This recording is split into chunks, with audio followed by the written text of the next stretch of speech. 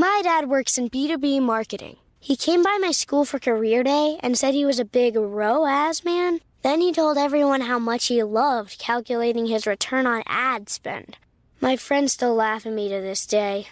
Not everyone gets B2B, but with LinkedIn, you'll be able to reach people who do. Get a $100 credit on your next ad campaign. Go to linkedin.com/results to claim your credit. That's linkedin.com/results. Terms and conditions apply. LinkedIn, the place to be, to be. Your wedding will be one of the happiest days of your life, and Blue Nile can help you celebrate it with a gift that'll last a lifetime. Whether you're looking for wedding bands, a gift for your partner, or an unforgettable thank you to your bridesmaids, Blue Nile offers a wide assortment of jewelry of the highest quality at the best price. Plus, expert guidance to ensure you find the perfect piece. Experience the convenience of shopping Blue Nile, the original online jeweler since 1999, at BlueNile.com. BlueNile.com.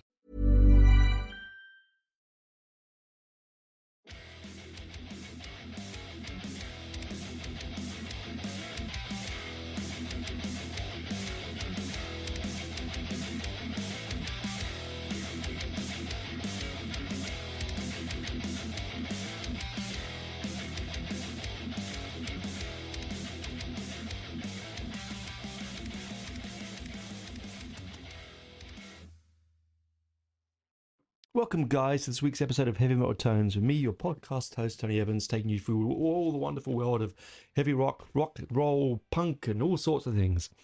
Anyway, this week's episode came about, actually, I was talking to my lovely wife while I was over in the UK about, I don't know how we got onto the conversation, but I came up with this conversation of when you're listening to some music, let's just say for the moment heavy metal, because that's where we are.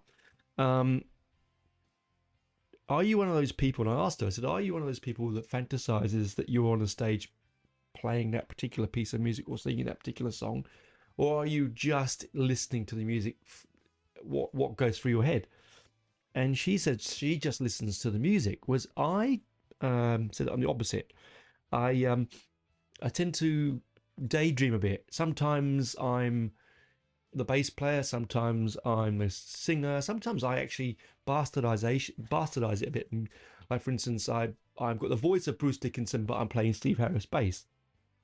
I enjoy the fantasy aspect of music, and it's sort of that sort of escapism, which is something really important, particularly to me at the moment in my life where I am, and in general my whole life. In fact, it's my shield. It's what's kept me safe from the wolves at the door, mentally and emotionally, for my entire life, actually, from some of the earliest memories onwards.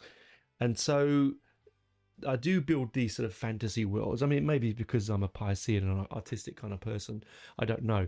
But I find it, it's interesting. If I listen to a piece of music and I don't, what's the right word? I don't place myself in that piece of music, I think that generally is not going to hold and stay with me. And that's a good sign for me. But if I put the music on, maybe not straight away, but second or third time, and suddenly I am that drummer, or I am that singer, or I am playing the keys, then I think then that piece of music is going to stay with me. I have got pieces of music that I've listened to where I can't sublimate myself into the fantasy, if you know what I mean. And so sort of, I not lose interest, but it's sort of music that you can put on in the background, which is quite rare for me. So I thought, oh, okay, I wonder what if I was to make. I have done my favorite way back in the podcast when I first started out. I did an episode on, my favorite musicians in each particular part of the band, and of course that does change. It has changed and will change. But I haven't done a real fantasy one, and I thought, why not? Let's have a bit of fun. And it's actually been harder, much, much harder than I thought it would be, because I set out much more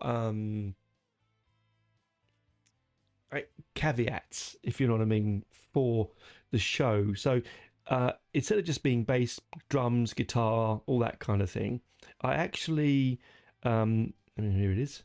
I actually asked for band name, so fantasy band name, drums, bass, lead guitar, rhythm guitar, keys, or for those who don't know what that is, keyboards, singer, lyricist, producer, studio, and cover artist.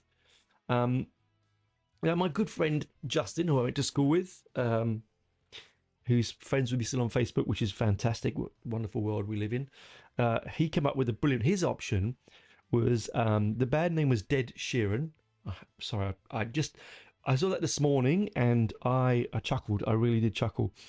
He's got drums, Dave Lombardo, bass, Cliff Burton, lead guitar, Jimmy Page. He's got rhythm guitar, Tom Morello, keys, Trent Reznor, which I would never have thought of. Singer, Mike Patton. That's a good call. Lyricist, Geezer Butler. Now, that's a really, it's a deep cut, that one, because Geezer write some brilliant songs, but you don't think about it when you listen to Sabbath. Producer Steve Albini, he did a lot of the Pixies stuff. He passed away in May of this year, sadly, but he was sort of very instrumental in the hardcore and post-punk scene of America. And then he's got Southern Studios. It's a big studio that has done so many brilliant albums, so great choice. And then for cover artists, he's got Storm Thorgerson. So those that don't know who Storm Thorgerson is, he's the sort of moving force in the prog scene, really artistically wise. I mean, he's done a lot of Pink Floyd, a lot of that. Stephen Wilson, I think he's done. He did a lot of Gentle Giant, lots and lots of stuff. So he's quite a big name in that scene, and I'm quite impressed with. Actually, I'm not surprised with Justin, because he was my musical, one of my musical influences as a young man. When we first met, he had a mind so full of music, it was crazy, and I sort of absorbed it like a sponge. And he still has this incredible encyclopedic knowledge of music, which I envy a lot. And yeah, thanks, Justin. It was always, you sent me on the right path. Let's just say that. So,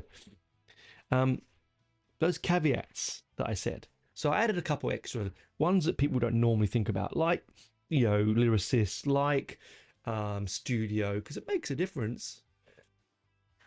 Like cover artists, because when you do buy, human beings will genuinely we go for what it looks like. Like they say, don't judge a book by its cover, but that is the case, isn't it? I mean, how many times have we bought albums? I said it before, I bought Sabat's Dreamweaver, which is one of my favorite albums of all. I bought it because I like the cover. It was it was sitting on the racks in Our Price and Brent Cross. I had a couple of pounds in my pocket. It was reduced in price. I bought it and I never looked back. And, there are some other albums where I bought them because the album looks good and it's absolutely atrocious, but we still buy it with our eyes, yeah? It's like anything. You wouldn't predominantly grey food. It's just not appetizing. It's the same with anything, really. So it was interesting adding those caveats on. What I did also is I allowed myself 2 lists. I did a primary list and an alternative list. In fact, I actually wrote about 10 lists. I was going to go really, really esoteric and off the beaten path, so that listeners could go and dive into new types of music that might not. I didn't want to just do the same things, blah blah, same musicians, blah blah, right? I've done that to some extent in the main list, but on the secondary list I've added some interesting different ones, and I will have some honorable mentions in each of the sections later on in the show. But it was very difficult because I wanted a band that would have not just all from one genre or subgenre. I wanted to see how interesting it would be for someone who plays predominantly blues to play with someone who plays extreme metal, to play with someone that plays punk. How would it go? And could they stick it together? And fantasy wise, of course they can. In reality, probably not. But it didn't matter. For me, it was just trying to find people in that position that I admire. And I said, I reckon 6-7 pages of lists that I agonized over since middle of last week. And so finally, the list I've got down now, it will change. As soon as I've recorded this program, I'm going to sit downstairs and, talk, pour myself a cup of tea again. I'm going to go, oh, God, I wish I had said X or Y, or why did I say X or Y? Because nothing really is set in stone. There's only a couple of names on here that are sort of they're non-negotiables, right? Otherwise, it could be quite flexible. You might scream at me and say, "But you didn't mention B or C or whatever." No, because again, like I said, when you write lists, and I love writing a list. When you write a list, you always tend to, I tend to go off emotionally, not logically. Like my friend, I mentioned before in an episode, I did an episode called Lists, where I mentioned my friend John is very, very good. He's very clinical and very approached. He's got a very steady approach to when he writes a list. You don't get it from him straight away. You ask him for it, and he might take a week, 2 weeks, whatever, but he'll come back with a very thought out and thorough list. Whereas me, it's all an emotional reaction at that time. And it could even be guided by what I've been listening to. So it's a difficult one for me. And I said that in the episode. It's not, I love making them, but it's never as easy. I don't think someone like John, who takes his time, would call it easy, because he wants to make it perfect. He wants to tell you exactly how he feels. And that's always a bit harder it's much harder than it sounds, actually.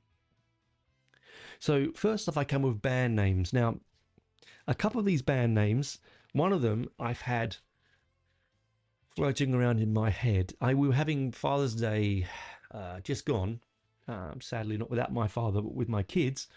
And I was having this discussion about the show I'm recording this week with them. My oldest daughter, who's known this for years, said, I hope you're going to say that band name. And I said, yes. And it makes Karen, my wife's eyes roll back. She hates it. I've always loved it. And I don't know why I have, but it's just something that tickles me. And it tickles my daughter. So, and she's got a good sense of humour. So I thought, well, why not? Now, a lot of these names I've come up with have been humorous, like Dead Sheeran. That's D-E-D, by the way, with that an A. Some of them are genuine names that you could probably see on an album cover. Others are just really stupid, and I just love them. Some of them have very deep cut references to some very deep comedy references. Only people like Jeff, my good friend Jeff, will probably get one of them. And I'm sure he will. But there was, others I think you'll find that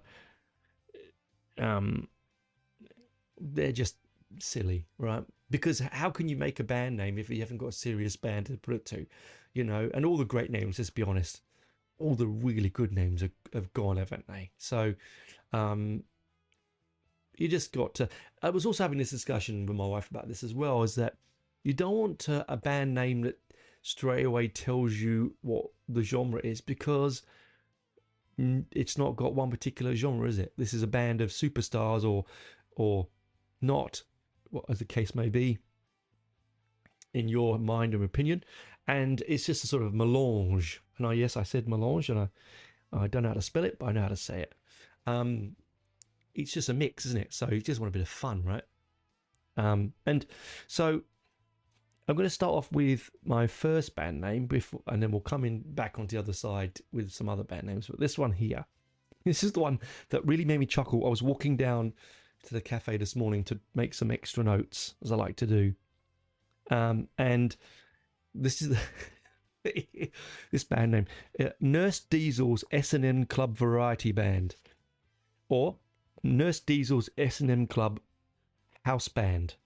I wasn't sure, but it's a deep cut from a comedy movie. If you know what that movie is, please do jump on my Facebook and message me, because I'm not going to give it away.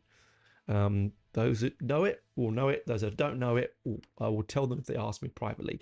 But that's Nurse Diesel's S&M Club Variety Band, or Nurse Diesel's S&M Club House Band. Not sure. I think I quite like house band over variety band. But anyway, that was my first one. And that's the one I actually... It's not the one I've talked about that my daughter likes, but it's something that made me chuckle this morning. And I could just see it in big letters on a like Spinal Tap. Anyway, that's the first name of the band, right? So I'm gonna hang up like I normally do. It's been 15 minutes, so I'm gonna have a bit of a break here, get myself some warmed up drink, come back on the other side, and we're gonna have a chat about some other band names, and then we'll get into the different members of the band. All right. I hope you've got some band name ideas. If you're writing them down in the ad, then send them to me. I'd love to know them. Anyway, and you can also use all of these band names for yourself if you wish, except the one that I'm going to mention that my daughter and I like. So please don't use that one. But anyway, it is what it is. Talk to you on the other side, guys. Bye for now. Ryan Reynolds here for, I guess, my 100th Mint commercial. No, don't. I mean, honestly, when I started this, I thought I only have to do like 4 of these. I mean, it's unlimited premium wireless for $15 a month. How are there still people paying 2 or 3 times that much? I'm sorry, I shouldn't be victim blaming here. Give it a try at mintmobile.com/switch. Whenever you're ready. $45 upfront payment equivalent to $15 per month. New customers on first 3-month plan only. Taxes and fees extra. Speed slower above 40 gigabytes. See details. My dad works in B2B marketing. He came by my school for career day and said he was a big ROAS man. Then he told everyone how much he loved calculating his return on ad spend. My friends still laugh at me to this day. Not everyone gets B2B, but with LinkedIn, you'll be able to reach people who do. Get a $100 credit on your next ad campaign. Go to linkedin.com/results to claim your credit. That's linkedin.com/results. Terms and conditions apply. LinkedIn, the place to be, to be.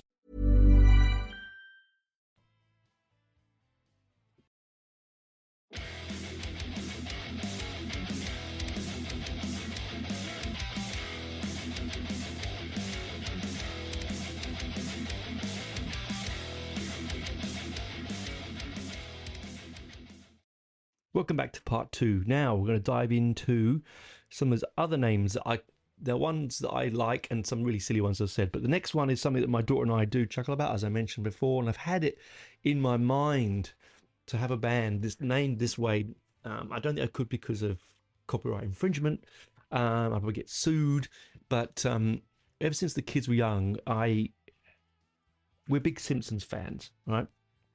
And so I've always wanted to call my band the Mo Sizlak Experience. Do you remember I don't know if you know, it's a deep cut, one of the episodes of the early series of Simpsons. I'll let you find it. Maybe you know about it already. Where Mo it tries to release a single on cassette. And anyway, the Mo Sizlak Experience is the band. I just think, because of course, Jimi Hendrix Experience, but Mo Sizlak's the most... unmusical, unlikable character on the program. One of the most unlikable characters on the program. Yet you love to hate him. So the Mo Sizlak Experience just works for me. I think I'd like to do it, but I said I reckon the creators of Simpsons would probably sue the shit out of me. And then I had another deep cut from another comedy classic I called Intravenous de Milo. If anyone knows Spinal Tap, I was going to call it Penis de Milo, but I thought maybe that would push away some of the audience. Then I got really serious, and I thought, can I think of a serious name?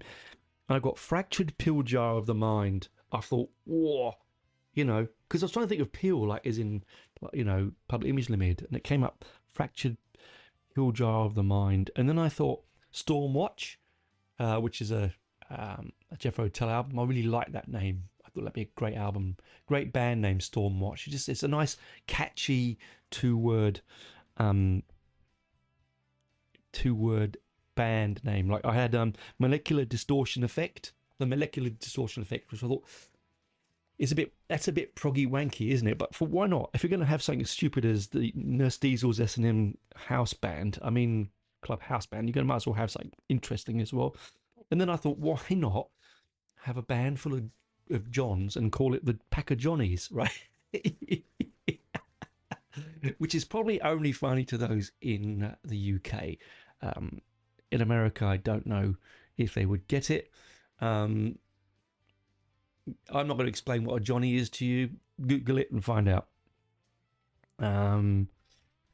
That was the names I got. I have a whole load more, but I thought that was the ones I thought was quite funny. And I said I love the Nurse Diesel's S&M Club Variety Band / house band. I love it. I also always loved Moses Lack Experience. That's one of my. Although I don't mind the Fractured Pill Jar of the Mind. That's not bad. It's very deep, isn't it? Makes you think. Anyway, moving to the band where we've come, what we've here for. Okay, I start from the back and we start with the drums. This was, I have to say, I had about 7 or 8 drummers in my main section and quite a few in my alternative section, and I had to cull it down. And I've gone with, and no surprise here, he was one of my favorite drummers in my favorite drummers list way back in the beginning of the first shows, Cozy Powell. The reason I have said Cozy Powell is that I had the privilege of seeing Cozy live, and I've seen lots and lots of great drummers. Dave Lombardo, Nico McBrain. You name it. I've seen. I originally did consider Clem Burke from Blondie. Brilliant. I've seen them all amazing drummers, but there was not one that was as enthralling to watch as Cozy. He had this control over such a huge kit, with such precision and heaviness. Like he could hit a snare dead as hard and as heavy as you ever going to hear it. And he had, but also had finesse across the cymbals, beautiful, like danced across the metalwork. He could really just sort of make your skin crawl on the back of your neck with that. His slight hiss of it and the clangs of his cymbal work, but he's also had the depth and roll of his toms and stuff. He's just, in my mind, one of the greatest drummers I've ever seen, and to me, my mind, I've ever heard. There were, I had other drummers on there. You've got the Keith Moons, you've got the John Bonhams, you've got, all the usual suspects. But for me, Cozy had that, I don't know, he had that real, he had the ability of sharing his drum philosophy with you, and you understanding it without having to have intense knowledge of some jazz, structures. I think he's just a very gifted, open-armed drummer, splashy, but also very tight-shouldered as well. He could be real rhythmic and real military, but he could also be light and fluid and bluesy. Brilliant drummer. And in my alternative list, complete opposite to someone like that, I've got Paul Cook from the Pistols. I think I almost put him as the main drummer. The reason I didn't pick him as the main drummer, I've got him in the support band, is that the bass player I've got to pick to play with Cozy, I think Paul would struggle with. Paul's got this, for an untrained drummer who doesn't have a massive kit, a young kid from South and West London, or West London, sorry, with no training, no formal musical knowledge, just got behind a drum kit and gave it a go.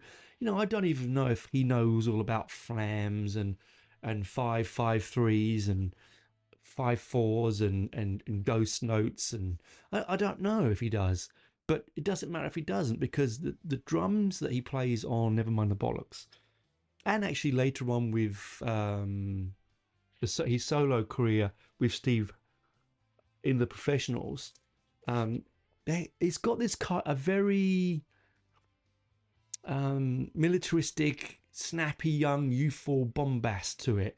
This sort of snarling youth of, I don't care if I've dropped that note, but he kept time, and that's all you can ask for on a good drummer, is to keep time. And he's got a brilliant sense of freedom across his kit, knowing that he doesn't have 19 million drums to go like he's not doing a Neil Peart, is he? He's not doing something like that. He's just going simple and brilliant. He's a bit like, in some respects, Ringo Starr. I was watching a Ringo Starr. I almost put him on here as well. I was watching a Ringo Starr masterclass, and same thing about Ringo is that he keeps it very simple, because he wasn't trained to be really professional, really.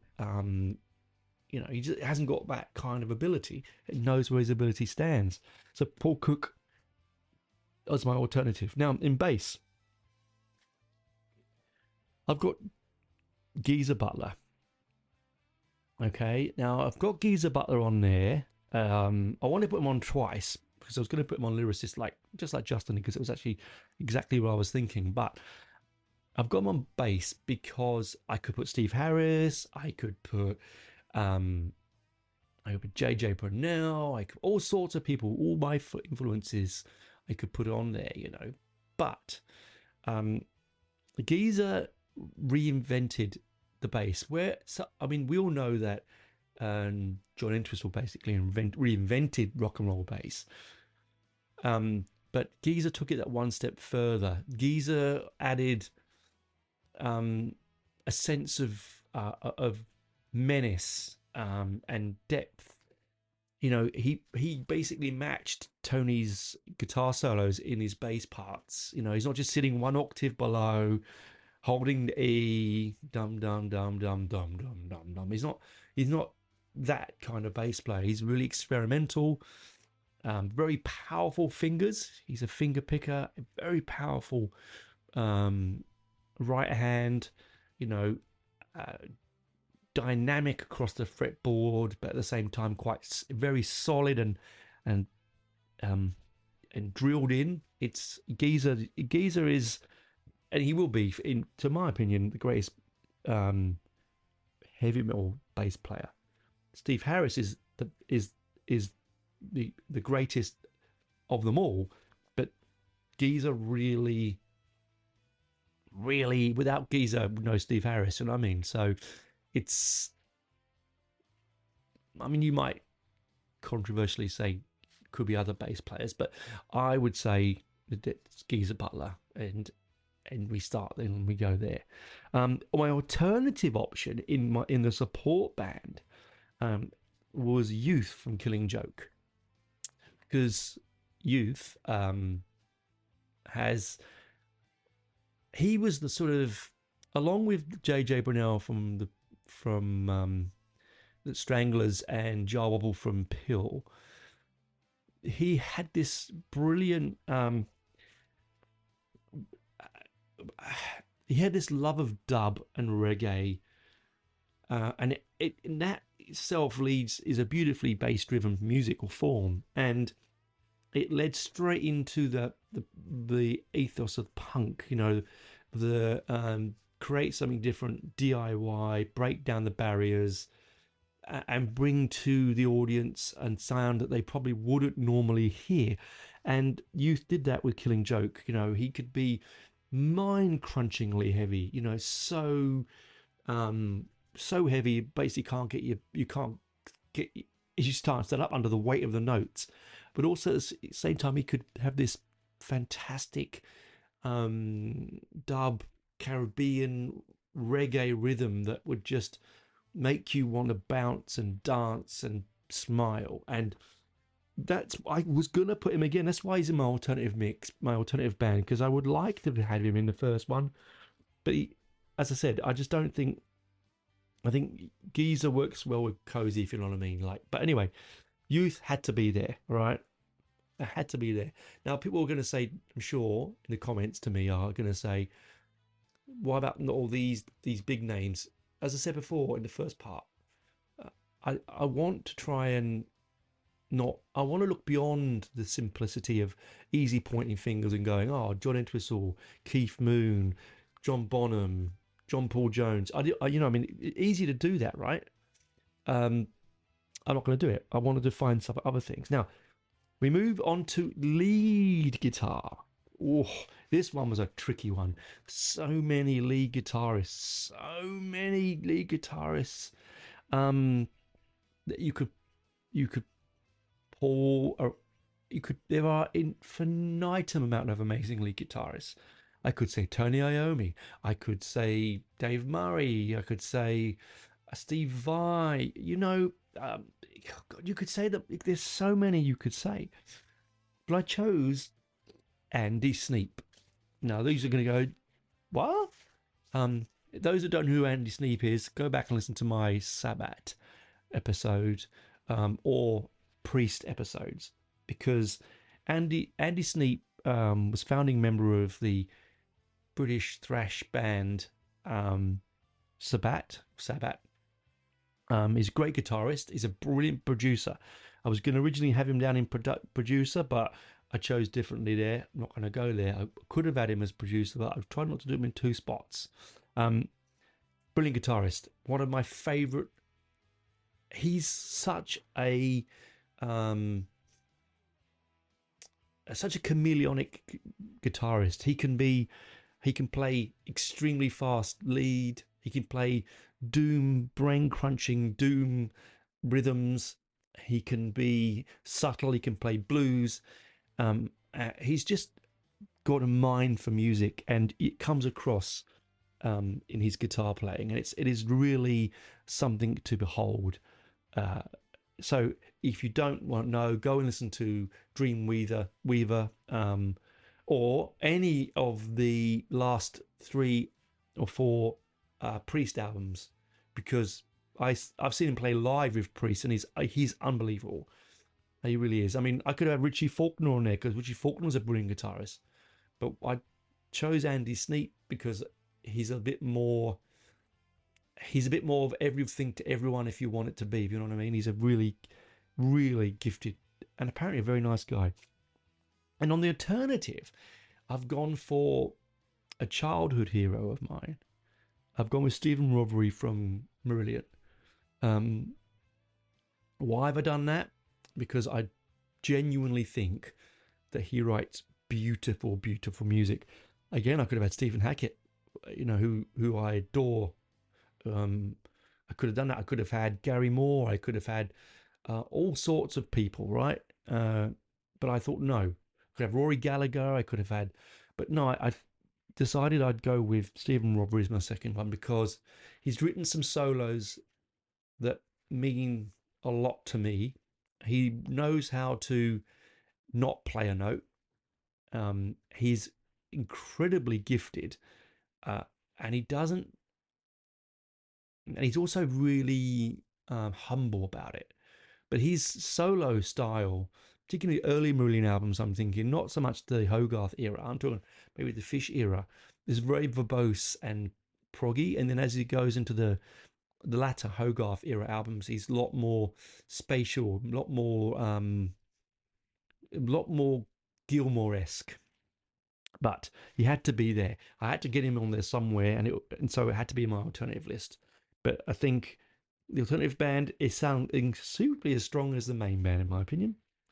Now we're going to get onto rhythm guitar. This one was a really, really hard choice, because you've got to have someone who's going to hold up that sound, that's not going to interfere, get in the way, try and outmuscle you as a guitarist, or outshine everyone. It just needs to keep, like the bass guitar, just needs to keep that chunky rhythm sailing along.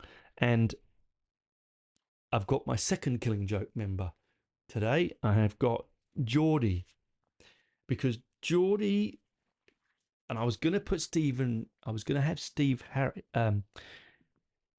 Jones from the Pistols, but Steve Jones knows how to solo as well. So I more want someone like Geordie, because Geordie, if you ever listen to any great Killing Joke albums, and I have reviewed them on the show, so please go back and listen to those episodes.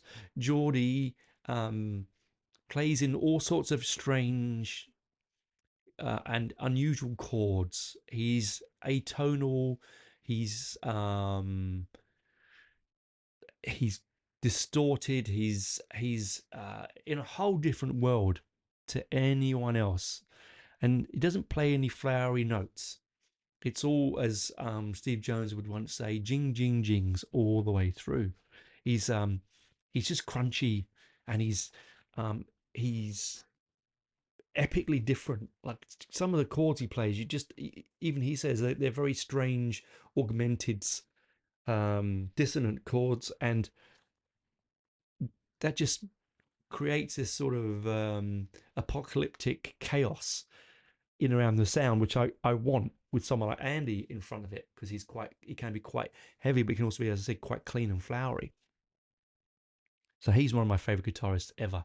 I've seen Killing Joke many times, and every time I've seen Geordie, it's just jaw-droppingly amazing. How he just stands there and just uses beautiful Gibson hollow body, which he's had for semi-hollow body, which he's had forever and ever. I think it's a 357, is it? I think it is. Beautiful, beautiful thing. Alternatively, completely out of the heavy rock scene, I've put Billy Bragg as my rhythm guitarist, because I think Billy is one of the most underrated modern guitarists in pop music and rock music. He is a brilliant, brilliant guitarist and musician all round, one of the greatest lyricists of them all, a brilliant voice and a great guitarist. And I think people don't think about Billy as a guitarist as much as they think about his lyrics and his political standpoint. I just think he has this sound that's so unique. It's so in that sort of post-punk ballpark, with people like Andy Partridge and from XTC and John Mayer. I mean, I could have made an endless list here, but this is where I want to go. I think it made me smile when I thought about it, and I want him in my alternative, because I can imagine him alongside Stephen Rodbury and Paul Cook and Youth. It would just be a brilliant weirdness to it, and I think it just makes me smile. And he is one of my favorite guitar sounds. He has one of my favorite guitar sounds of all. So yes. I also was thinking. I also thought of Martin Barre from Jethro Tull. I mean, I could do a whole nother episode of alternatives, but these are my list. Then we move on to keys or keyboards. This was a bit difficult because you're limited. I am anyway, with my knowledge of keyboard players. So I racked my brain and thought, do I want it to be prog related? And I almost had my third Killing Joke member in the band. I almost had Jazz Coleman, because he's a great keyboard player. But no, I went with originally Jeff Nichols. Jeff Nichols, God rest his soul, when he died, when he passed away recently. But Jeff Nichols, he played in everything, like Whitesnake, Deep Purple, Black Sabbath. He was the keyboard player when I saw Black Sabbath for Headless Cross and TYR, or Tia, sorry. He's just, he's one of those big characters, big curly hair, sunglasses, stands at the back. No one's taking much notice of him. He's not a John Lord at the front pounding the keys around. He's not a big flamboyant prog keyboard like like all of those. Like I'm thinking of, who am I thinking of? Like Banks and so on. They're not those kind of keyboard players. Tony Banks, that is. All right. But I thought, yeah, Jeff Nichols, he could really play some amazing heavy metal backing keyboard pieces and wind, and I think he should be on the list because he's one of those unforgotten members of the bands, of these big bands, because keyboards aren't sexy in heavy metal bands, right? But he just had this really great simplistic sound. I did consider um, a lot of other keyboard players, I said, but they were quite proggy. In my second, though, is very proggy. My alternative keyboard player is Keith Emerson, because Keith Emerson, God rest his soul, from Emerson, Lake and Palmer, one of the craziest, maddest, inventive modern pianists ever. He did, you know, he would sit on pianos that would go up in the air and spin around upside down. He would stick knives into the keyboards. He would, he'd get paint rollers, and he was just, and he loved classical music very much. And he would incorporate that sort of stuff all the time into his music. And, someone that writes fanfare for the common man is all right by me. Yeah. So, brilliant composer, great eye for, or ear for, melody, and as crazy as a cut snake. And I absolutely, that's what I want, be honest with you, from my keyboard player. Just a bit crazy, right? So I've got the stability of Jeff, I've got the madness of Keith, and I think that's fantastic. And then we're going to move on to the front person, right? The singer. Yeah. This one has infinite possibilities. I've chosen to go with a male singer and a female singer, one of each. I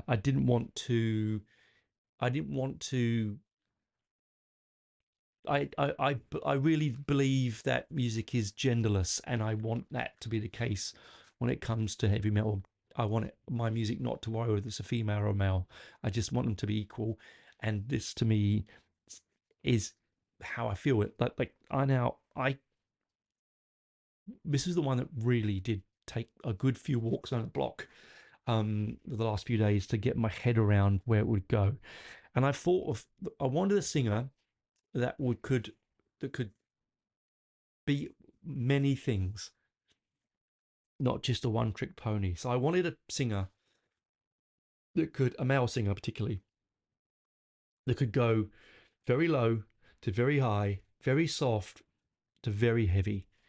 And I've picked, which is no surprise, I've picked Rob Halford, the voice of heavy metal, really. Him and Bruce Dickinson.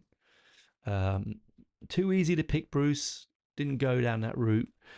You might say too easy to pick Rob, but Rob has, if you listen to Rob's voice now, to Bruce's voice now, Rob has still got the ability to obtain those octave changes, whereas Bruce is lacking a little bit, maybe because of his throat cancer he had, I don't know, but he doesn't have the register of that, the gift that Rob has.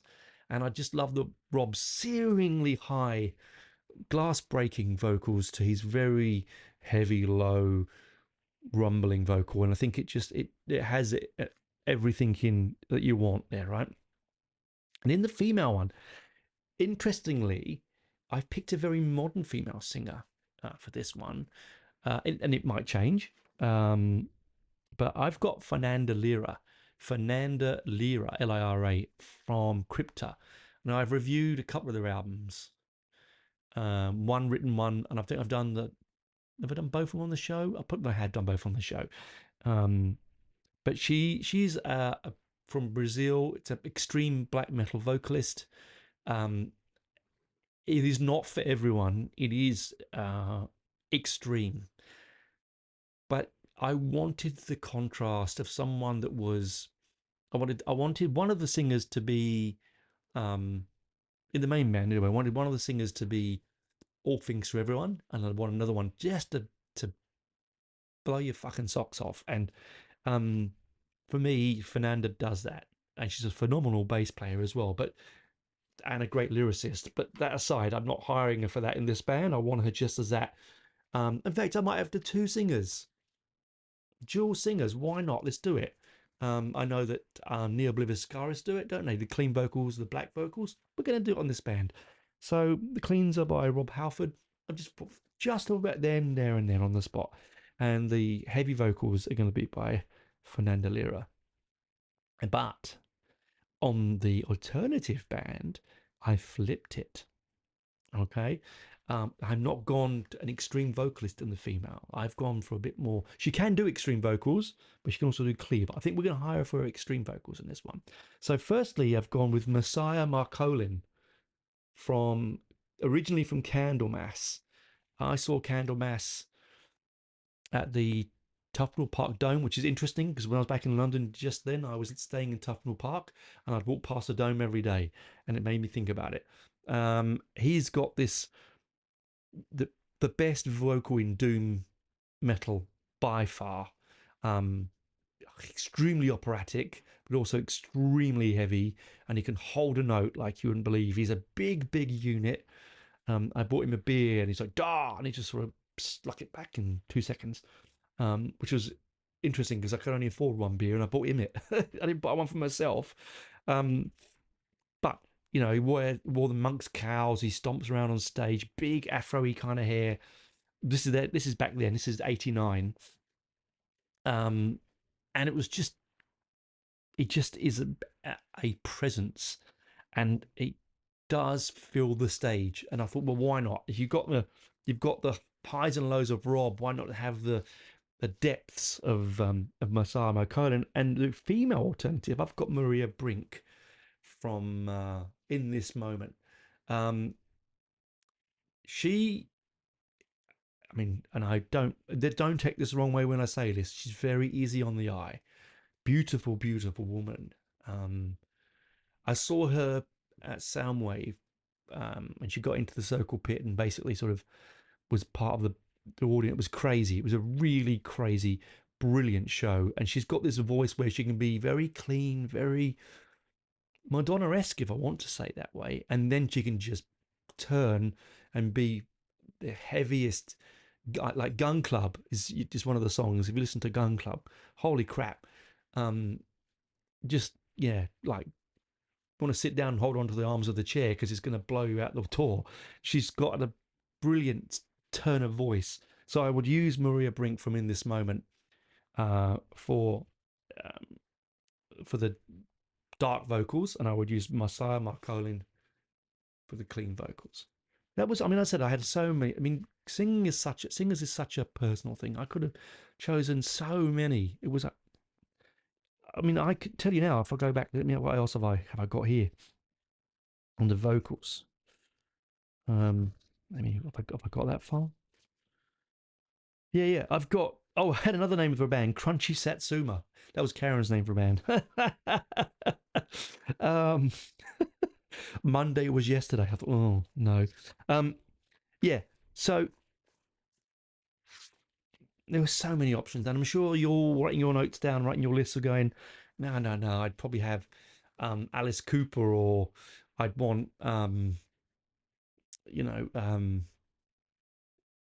it's just too many. I can't. It's too difficult for me to Dio and I almost put Tony Martin on there. I did almost, but I thought no. Even though I love Tony Martin, he has a certain limitation to his sound, a bit Dio-esque sometimes. So I wanted it to be more fluid, and Halford has that.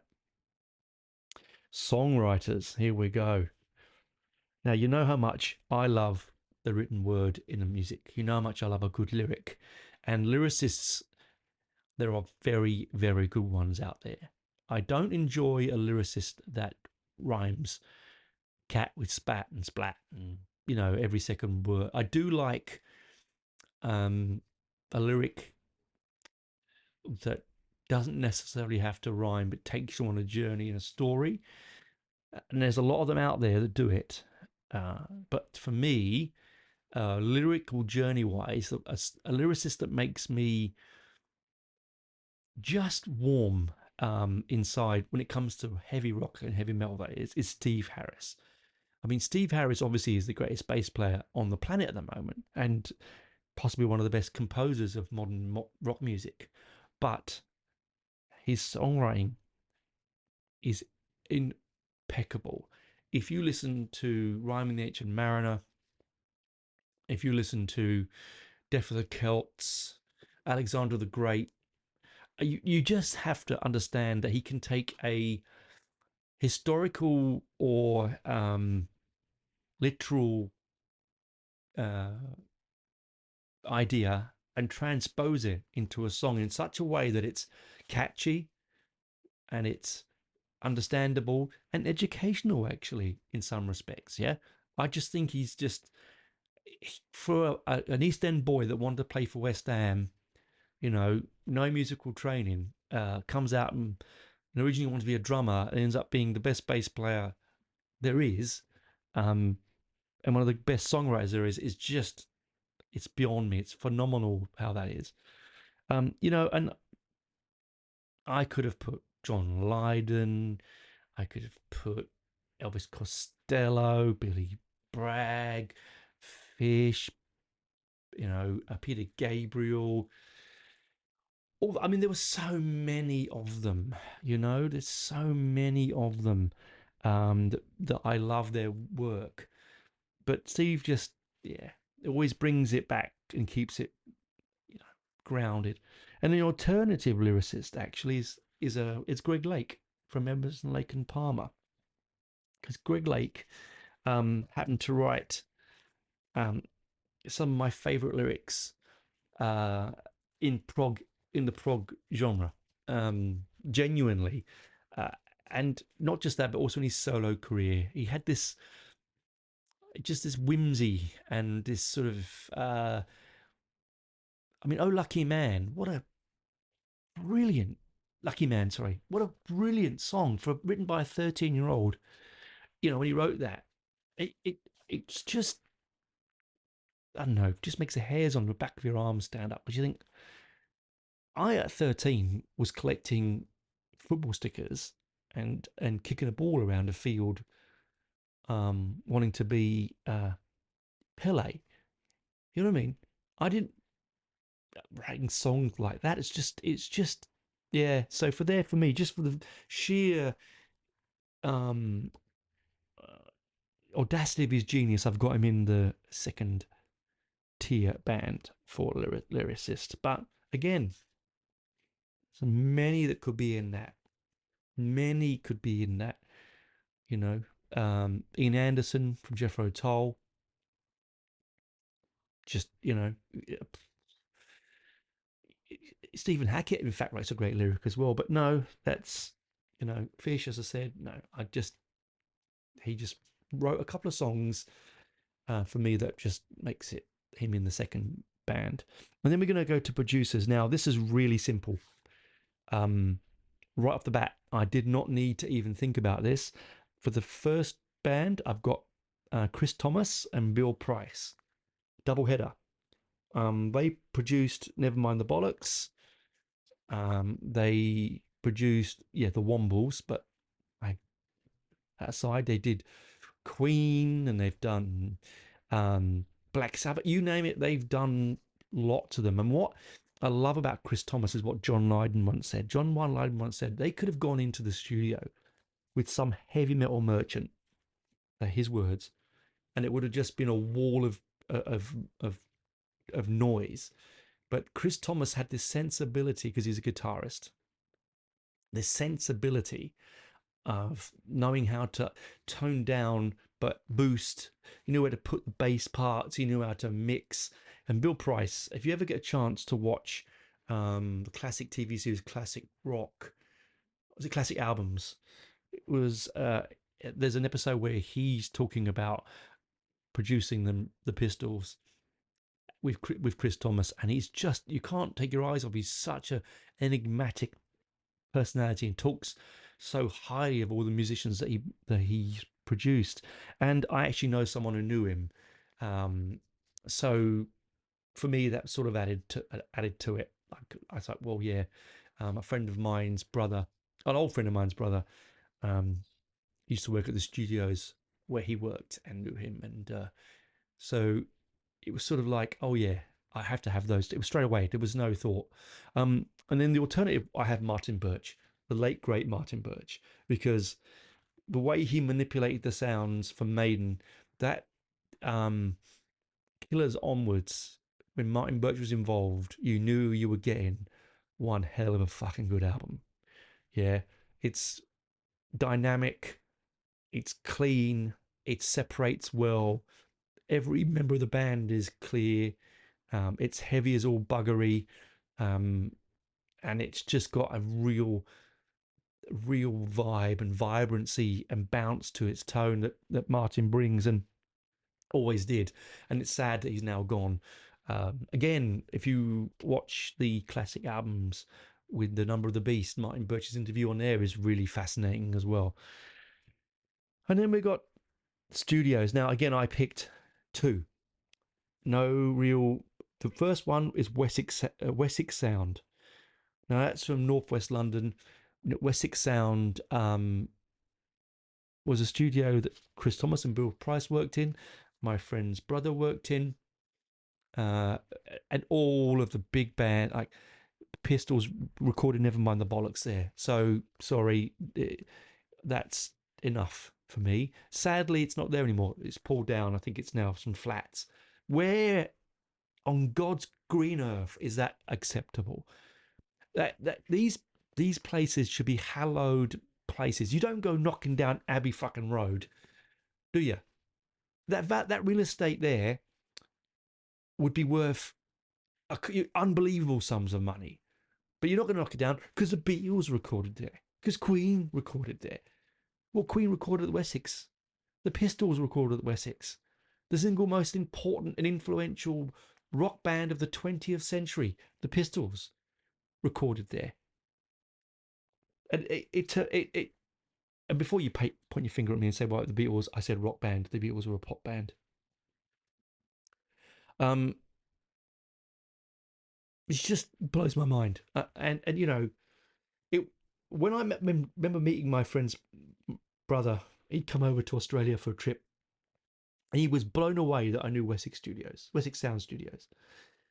And I think I might have got the location wrong. It's in London anyway. Anyway, Wessex Sound Studios. Do you know who also? Jethro Tull recorded there. It was just, they had a really brilliant desk. It was a Neve desk. It was straight through one room, no over complications, all recorded in the same room. They didn't record. I think John recorded separately in a soundproof booth, but all the rest of them recorded together. It was just that dynamism sound that you don't get when you segregate people to different rooms and record them in different areas. And then I've got Morgan Studios in Willesden. Now, the reason Morgan Studios in Willesden is important is that they closed in 1984. Now, Jethro Tull recorded nearly all of their albums there. Black Sabbath did Bloody Sabbath there. Dio, everyone recorded there. Zeppelin did Zeppelin 4 there. The reason that it's important to me is that Willesden was just down the road from me, and I remember my brother taking me to stand outside the studio waiting for the bands to come out because he wanted to meet the bands. Now, for the life of me, I don't remember who. I was only 7 or 8 when I was with my brother waiting at Willesden at the Morgan Studios in Willesden, and I don't remember vaguely off the top of my head. I think Rick Parfitt was one of them from Status Quo, but honestly, it's just all a blur of Tizer and Crisps, because that was what I was bribed to keep quiet while my brother waited outside the studios for these bands to come out, because it was a well-known. The Clash recorded there as well. Yeah, it was a well-known area locally for bands to be recording in. Can you imagine waiting out there and then suddenly out comes Ozzy Osbourne or Geezer Butler or Tony Iommi? Bloody hell, you'd wet yourself, wouldn't you? So yeah, and they're local to me in that part of London, so they mean a lot to me. Both those studios. Sadly, neither of them there anymore. Where's the blue plaque, people? Where's the blue plaque? And we'll finish off this rather long show about my fantasy band with the artist for the cover of the first single we would produce. And again, I had very, very straightforward for me. Yeah, straight away my mind went to Mark Wilkinson.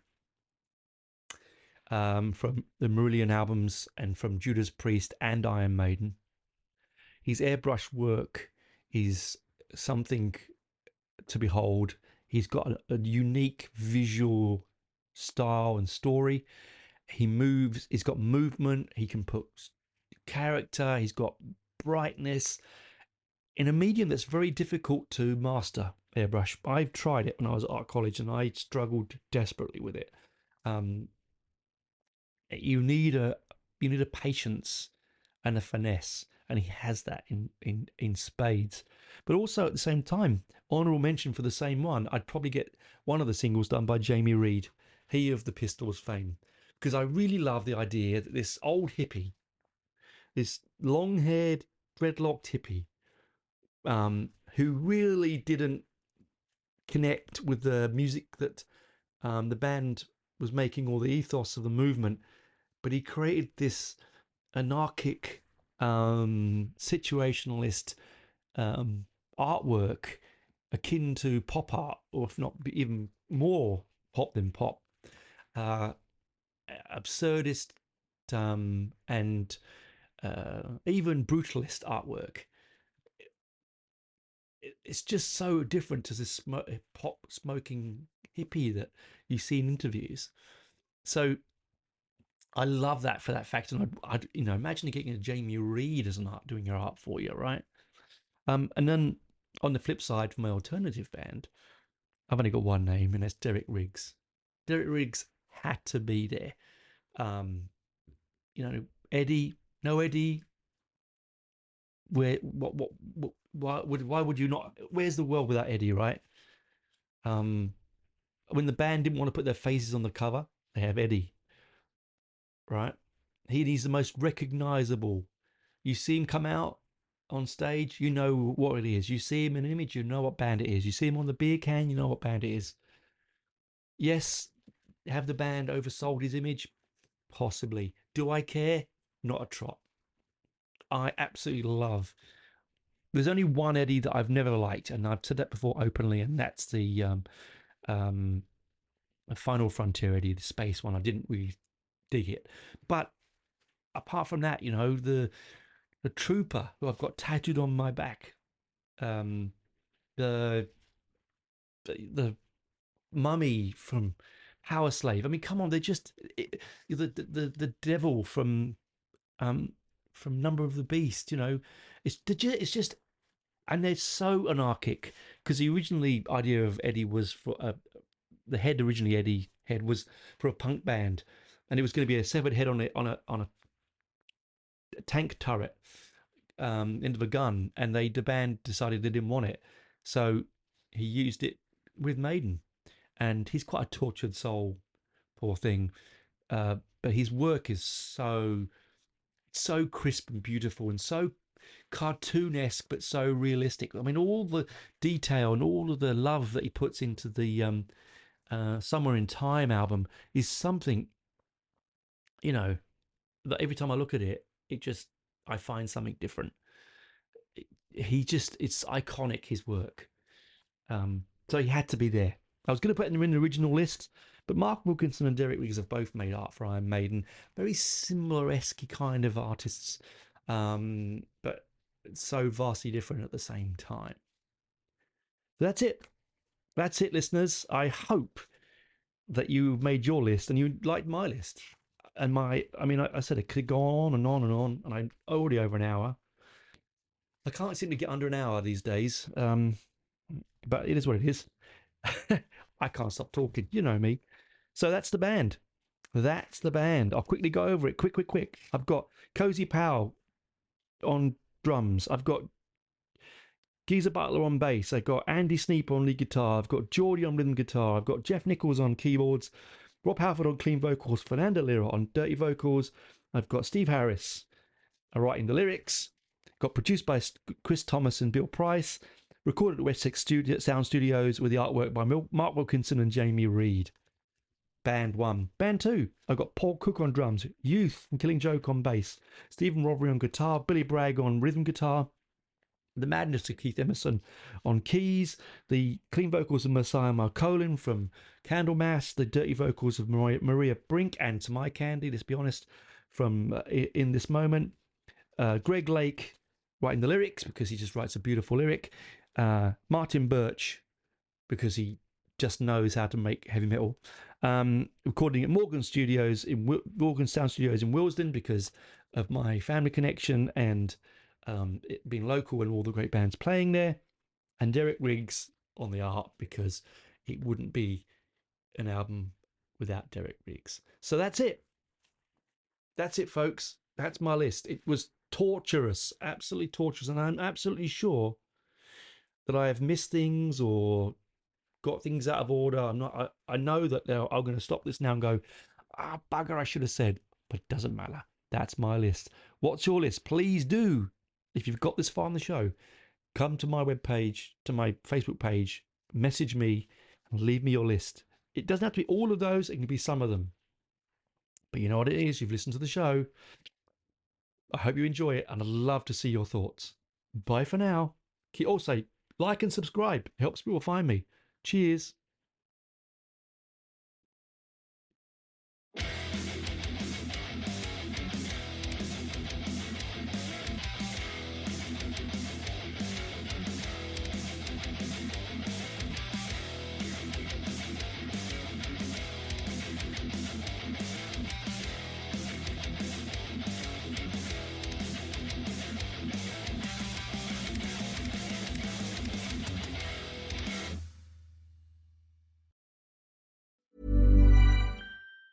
Planning for your next trip? Elevate your travel style with Quince. Quince has all the jet-setting essentials you'll want for your next getaway, like European linen, premium luggage options, buttery soft Italian leather bags, and so much more. And it's all priced at 50 to 80% less than similar brands. Plus, Quince only works with factories that use safe and ethical manufacturing practices. Pack your bags with high-quality essentials you'll be wearing for vacations to come with Quince. Go to quince.com/trip for free shipping and 365-day returns.